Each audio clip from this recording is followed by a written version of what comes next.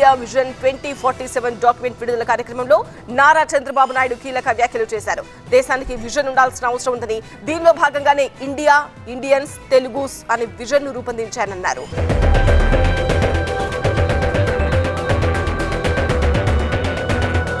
ప్రపంచంలో భారతదేశం నెంబర్ 1 కావాలన్నదే నా ఆశయం అంటున్నారు టీడీపీ అధినేత చంద్రబాబు నాయుడు.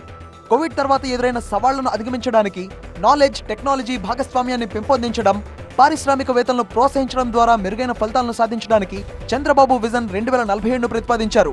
చంద్రబాబు ఫౌండర్, ప్రెసిడెంట్ గా global forum for sustainable transformation పేరుతో ఒక సంస్థను స్థాపించారు.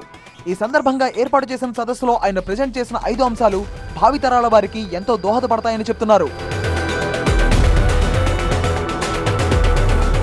ముందుగా, గ్లోబల్ ఎకానమీగా భారత ఆర్థిక వ్యవస్థ, ప్రపంచ పౌరులుగా భారతీయులు, బహుళ జాతీయ కంపెనీలుగా భారత కార్పొరేట్లు.